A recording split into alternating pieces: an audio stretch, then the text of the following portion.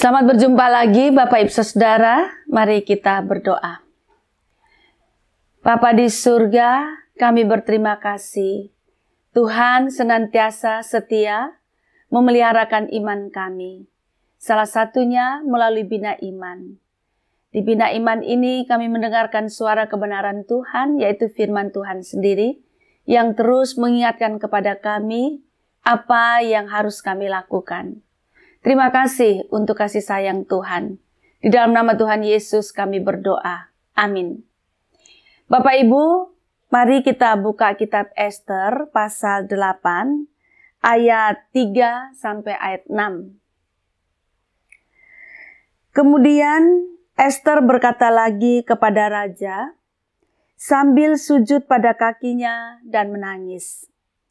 Ia memohon belas kasihan raja untuk membatalkan maksud jahat Haman, orang Agag itu, serta rancangan yang sudah dibuatnya terhadap orang Yahudi. Raja mengulurkan tongkat emas kepada Ester, lalu bangkitlah Ester dan berdiri di hadapan raja, serta berkata, "Jika baik dalam pandangan raja, dan jika hamba mendapat kemurahan hati raja, dan hal ini dipandang benar oleh raja, serta raja berkenan kepada hamba, hendaklah dikeluarkan surat perintah untuk menarik kembali surat-surat yang berisi rancangan Haman bin Hamedata, orang Agag itu, yang ditulisnya untuk membinasakan orang Yahudi di seluruh daerah kerajaan. Sebab bagaimana hamba dapat melihat malapetaka yang menimpa bangsa hamba, dan bagaimana hamba dapat melihat kebinasaan sanak saudara hamba." Demikian jauh pembacaan firman Tuhan. Yang berbahagia adalah setiap kita yang membaca firman Tuhan, melakukannya di dalam kehidupan kita setiap hari.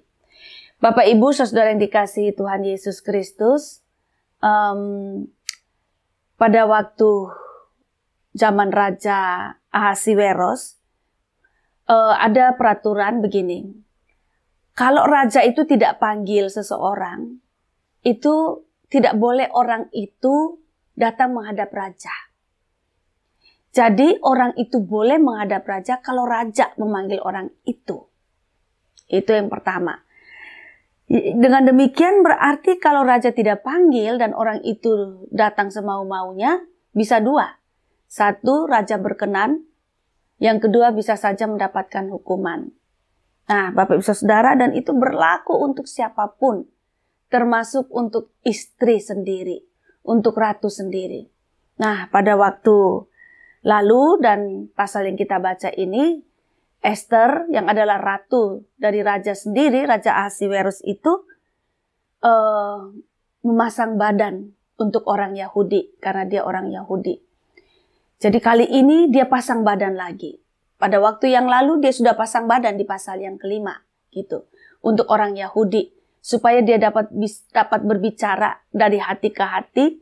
Berhadapan muka dengan suaminya yang adalah raja itu. Dan itu tidak mudah. Ester harus datang. Dan kemudian harus tunggu apakah suaminya yang adalah raja itu berkenan atau tidak. Nah, syukur kepada Allah. Pada perjumpaan yang pertama atau ketika Ester menghadap raja yang pertama, raja berkehendak untuk berjumpa dengan Ester. Nah, tandanya adalah raja akan mengulurkan tongkat emasnya. Lalu Ester menyentuh tongkat itu, kemudian itu berarti dia boleh bangun dan boleh berbicara dengan raja. Nah, kali ini juga Bapak Saudara. Kali ini dikatakan dalam bacaan kita tadi bahwa kemudian Ester berkata lagi kepada raja sambil sujud pada kaki dan menangis. Gak kebayang ya Bapak Ibu, seorang istri harus tunduk bersujud di hadapan suami untuk berbicara dengan suami, ya, dan itu bukan untuk kepentingan dirinya, tapi untuk kepentingan suatu bangsa, yaitu bangsa Yahudi.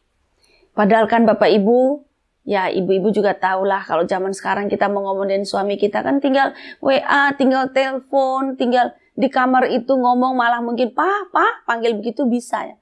Oh, pada waktu itu nggak bisa Bapak Ibu Saudara.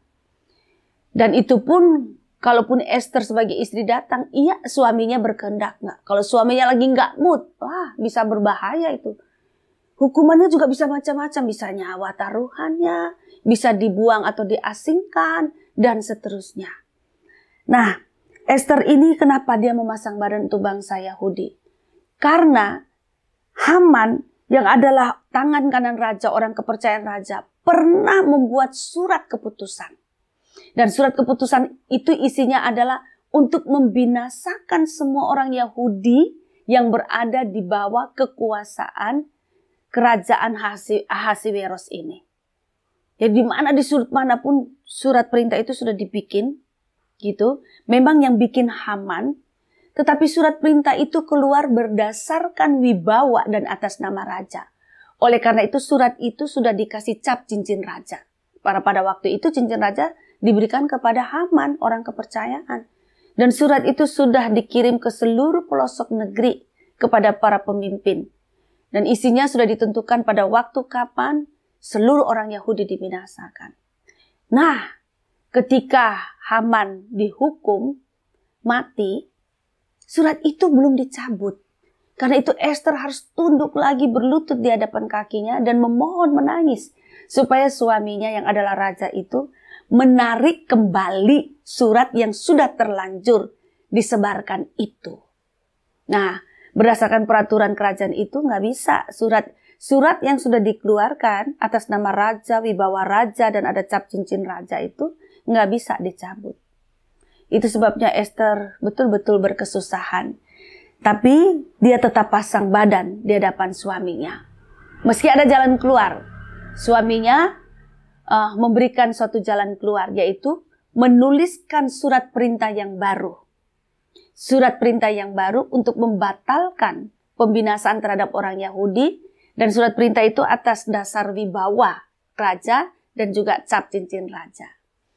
Nah, yang saya mau sampaikan kepada Bapak Ibu Saudara di sini adalah mengenai pasang badan ini loh Bapak Ibu. Pasang badan untuk orang lain. Pasang badan untuk orang lain. Pasang badan untuk kebaikan orang lain. Itu yang Ester lakukan. Bapak, Ibu, Saudara yang dikasihi Tuhan, Tuhan Yesus telah pasang badan untuk kita. Ya, kita baru memperingati Jumat Agung, di mana Tuhan Yesus pasang badan untuk keselamatan kita.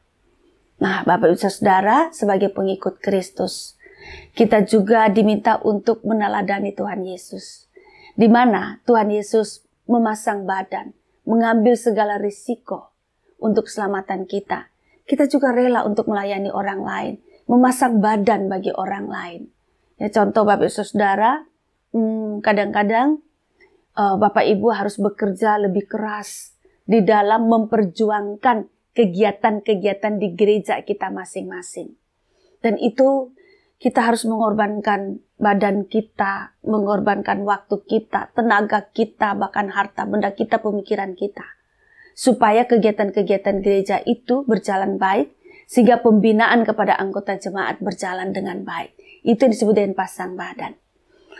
Bapak Ibu kadang-kadang harus bangun lebih pagi atau pulang lebih malam, bereskan ini dan itu di gereja. Itu namanya pasang badan, gitu ya. Atau Bapak Ibu ketika harus berhadapan dengan orang tertentu, dan menghadapi orang tertentu itu bukan untuk diri sendiri, tapi untuk orang lain. Ya, saya rasa Bapak Ibu sudah berulang kali melakukan hal itu, dan itu sesuatu yang baik. Saya juga punya pengalaman, ya, beberapa kali pengalaman itu ketika ada orang-orang tertentu yang membutuhkan biaya studi atau biaya kesehatan dan meminta bantuan pada saya, dan saya yakin bahwa gereja tidak punya pos untuk itu, maka Bapak Ibu ada saja sebetulnya anggota jemaat yang bersedia untuk menolong orang lain. Nah, tapi itu pun tidak gampang Bapak Ibu bagi kita, maupun meski sebagai pendeta, untuk menghampiri atau datang dan berbicara kepada yang bersangkutan. Itu bukan hal yang mudah, ya. Ada mental tertentu yang kita kumpulkan untuk kita pergi berjumpa dengan yang bersangkutan dan menyampaikan kebutuhan orang lain kepadanya supaya ia bisa membantu orang lain itu. Itu juga salah satu contoh pasang badan. Nah, jadi Bapak Ibu Saudara, pasang badan untuk orang lain itu sudah menjadi jalan kita murid-murid Kristus. Seperti Tuhan Yesus pasang badan, demikianlah kita juga. Semangat untuk berkorban bagi orang lain. Tuhan menolong kita semua. Amin. Mari kita berdoa. Bapa di surga, kami berterima kasih, Engkau sangat baik. Engkau terus setia mengajarkan kepada kami apa yang menjadi kehendak Tuhan. Kami adalah murid-murid Tuhan Yesus, seperti Ratu Esther memasang badan untuk keselamatan orang Yahudi pada waktu itu. Tuhan Yesus memasang badan untuk keselamatan seluruh dunia, dan kiranya kami juga berkenan untuk memasang badan bagi kebaikan orang lain. Entah itu untuk suami, untuk istri, untuk orang tua, untuk anak, untuk tetangga, untuk teman-teman segereja, dan untuk gereja Tuhan Yesus. Kami rela mengorbankan apa yang kami miliki untuk kebaikan sesama. Tolonglah dan mampukan kami menjalaninya dengan penuh sukacita. Di dalam nama Tuhan Yesus, doa ini kami naikkan. Amin.